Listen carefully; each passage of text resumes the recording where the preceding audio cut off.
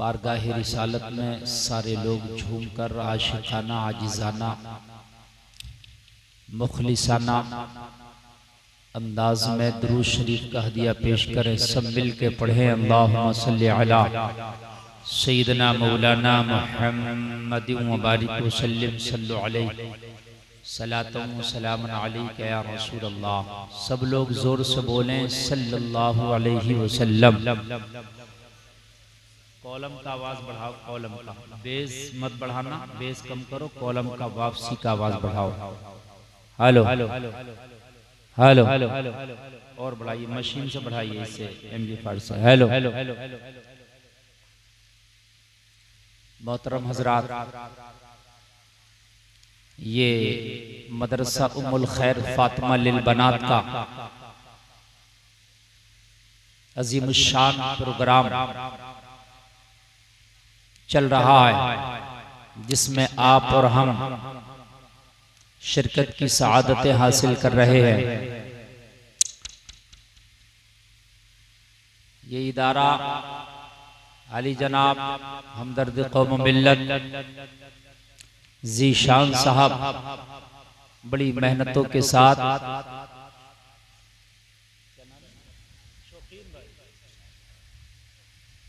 शौकीन साहब, ज़ीशान साहब उनके बेटे का नाम है।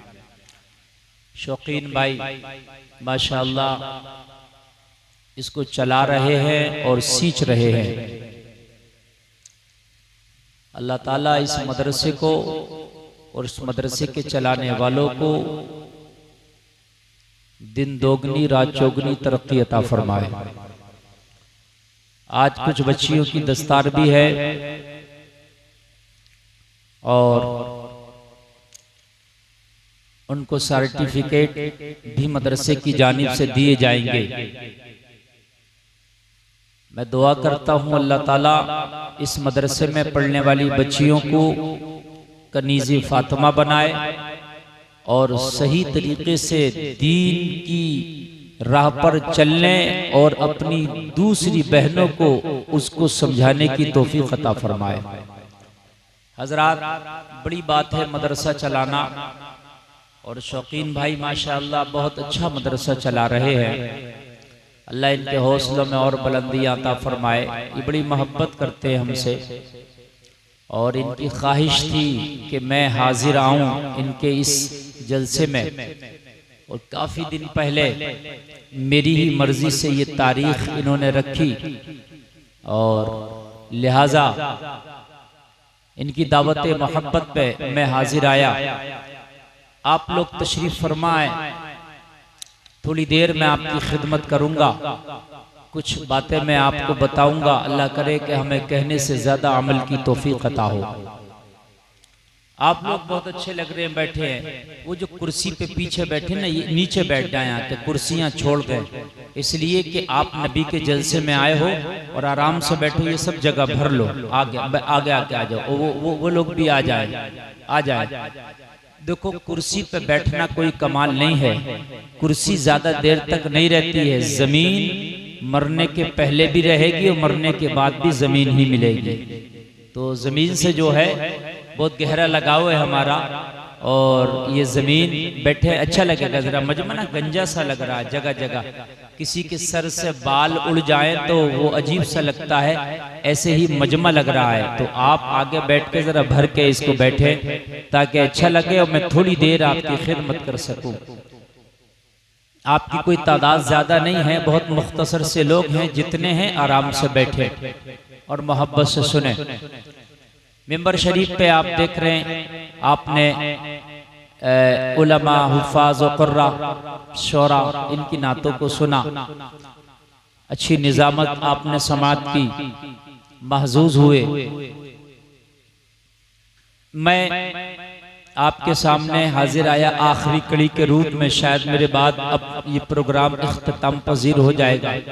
आपको ज्यादा देर नहीं बैठना है और आपको इस प्रोग्राम के बाद फिर आराम करना है इंशाअल्लाह।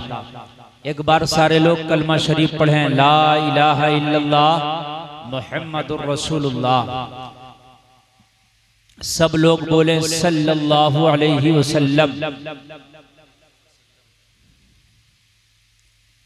हजरात, ये जो माह मुबारक है जिसमें आप इस वक्त सांसें ले रहे हैं, ये वो मुकद्दस महीना है कि जिसमें वो नबी तशरीफ लाया कि जिसके सदक़े में अल्लाह ने हमें सांसें अता फरमाई हैं। रबीउल अव्वल की 12 तारीख पीर का दिन, सुबह सादिक का वक्त 4:45 आमना के लाल इस दुनिया में तशरीफ लाए।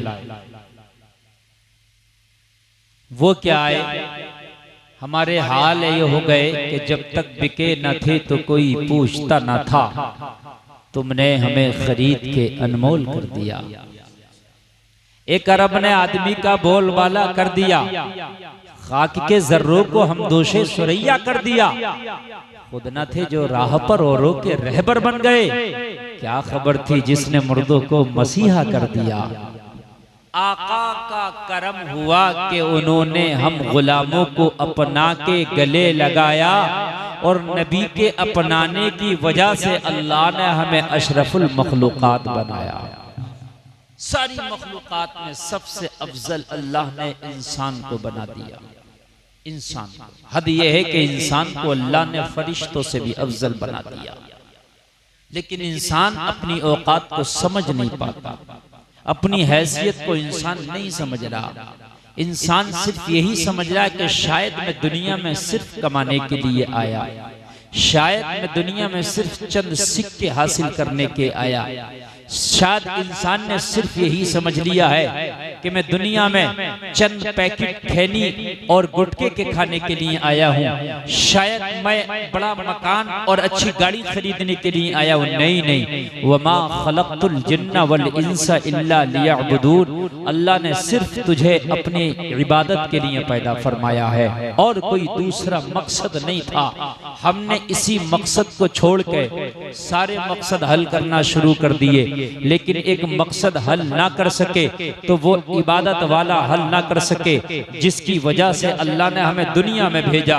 मकसद था इबादत करना, मकसद था रब को मनाना, मकसद था उसके सजदे करना, मकसद था उसके लिए रुकू और सुजूद करना, मकसद था अल्लाह अल्लाह करना, मकसद था उसके नाम की तस्बीहें पढ़ना, मकसद था उस रब को राजी करना, मकसद था रातों को ज़माना सोता हम जाग के अपने रब को याद करते, मकसद था उसका पैगाम दूसरों तक पहुंचाते, मकसद था दीन की तबलीग करते, मकसद था दीन के काम को आगे बढ़ाते, मकसद था दीन के लिए कुर्बानी देते, मकसद था दीन के लिए अपनी जान माल को खर्च करते, मकसद था टाइम की कुर्बानी होती तो दीन के लिए, मकसद था कि हमारा जागना होता तो दीन के लिए, चलना होता तो दीन के लिए, उठना होता तो दीन के लिए, और हमारा बैठना होता तो दीन के लिए। हकीकत बात तो ये है कि हमारे सांस, हर सांस, जिंदगी का हर लम्हा होता तो मुस्तफा के दीन के लिए, इसके अलावा कोई दूसरा मकसद नहीं होता।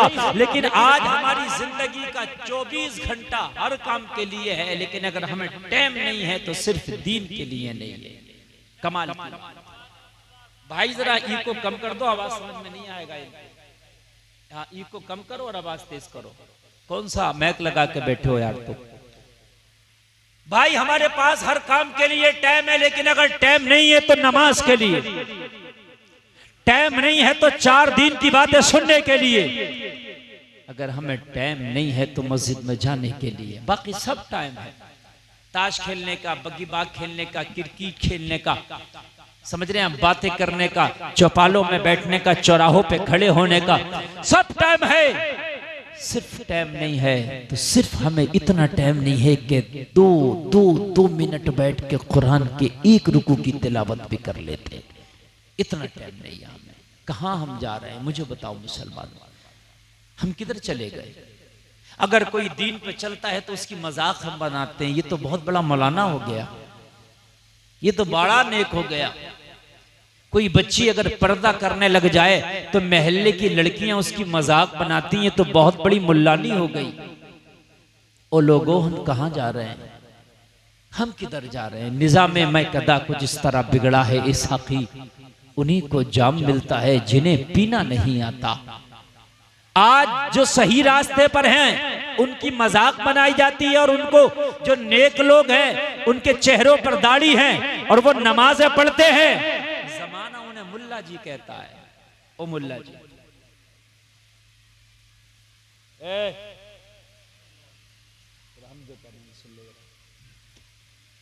जिनके चेहरों पर दाढ़ी है और जो नमाजें पढ़ने लोग उन्हें मुल्ला जी, जो झूठ बोल रहे हैं, जिंदा झूठ बोल रहे हैं रातों दिन, उन्हें लोग नेताजी। लोगों किधर गया ये जमाना?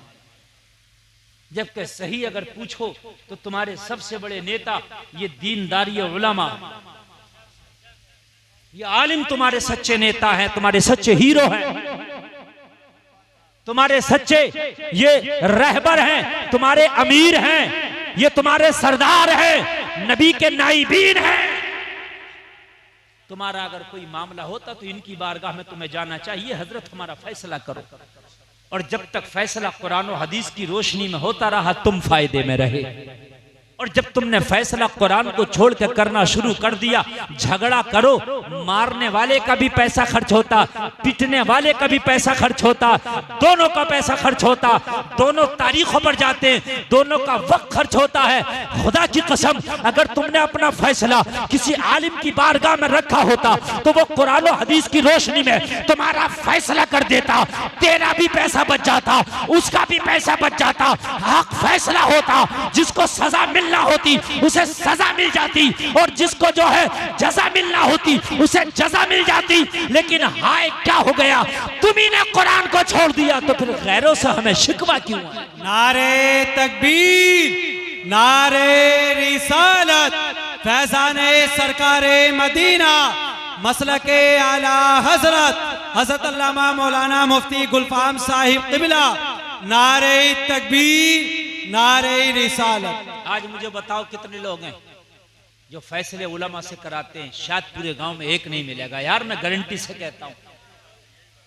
इन मौलवियों ने 15 साल पढ़ा होता है, और 15 साल इन्होंने कुछ और नहीं पढ़ा होता, सिर्फ कुरान और हदीस पढ़ा होता है। और कुरान और हदीस वो संविधान है, वो फैसले हैं, खुदा की कसम उसमें हर चीज का फैसला है, हर चीज का तरीका है। कुरान और हदीस के अंदर तुम पढ़ो तो सब मिलेगा। लेकिन आज वो मामले जो सिर्फ और सिर्फ खालिश शरीयत से ताल्लुक रखते हैं, उनका दुनिया की कोर्ट और कचहरी से कोई लेना देना ही नहीं, वो मामले भी हमारे कोर्टों में चल रहे हैं। मिसाल के तौर पर सबसे बड़ी मिसाल दूं मैं आपको, तलाक का मामला। मुझे बताइए कौन सी कोर्ट में तलाक के मामले का तरीका, और कौन सी मुगल्लजा है, कौन सी रजई है, और कौन सी तलाक बाइना है? बताइए कोर्ट में कहां है? किसकी इद्दत कितनी होगी और किसकी मुद्दत कितनी होगी? बताइए कहां है? किस वकील को पढ़ाया जाता? मुझे आकर कोई बात करे, है? मुझे बताया के बात करे। किसी ला की किताब में नहीं, कोई जज कोई हाकिम नहीं पढ़ता कि इद्दत कितनी, मुद्दत कितनी, कब निकाह करेगी दूसरे से, कब नहीं करेगी, कौन सी तलाक हुई। लेकिन फैसले कहां हो रहे हैं? कोर्ट में। हाय हाय हाय, उनके जो हम गुलाम थे तो खल्क के पेशवा रहे, उनसे फिरे जो हम तो आई कमी वकार की। बेटियां भी खड़ी हैं कोर्ट में, बेटे भी खड़े हैं कोर्ट में, झूठी गवाहियां पेश की जा रही हैं, और तुम्हारी तलाकों के फैसले वो कर रहे हैं जिन्हें तलाक का माना भी याद नहीं है। जाओ पूछ लेना तलाक का माना क्या आता, अगर वो तलाक का माना बता दे। और ये तलाक 13 ही लफ्ज है, कुरान में आया है लफ्ज तलाक। एक सूरत है इस नाम से, पूरी सूरह तलाक आप पढ़ना। और वो भी कहते हैं तलाक। उनसे पूछो ये तलाक वर्ड तुमने लिया कहां से? बता तेरी कौन सी लॉ की किताब में तलाक है, मुझे बता। इंग्लिश का लफ्ज नहीं है, हिंदी का लफ्ज नहीं है, ये अरबी का लफ्ज है, ये कुरान में आया है। बात है कि नहीं है? कानून बनने ट्रिपल तलाक पर इनसे पूछो कि तलाक तुमने लाए कहां से? ये तलाक ये लाए कहां से तलाक तुम? कुछ लफ्ज ऐसे हैं कि लोगों तुम्हारे दिए हैं जो आज तक चल रहे हैं। पेशकार, ये इंग्लिश का लफ्ज नहीं है, किसी डिक्शनरी में नहीं मिलेगा। ये तुम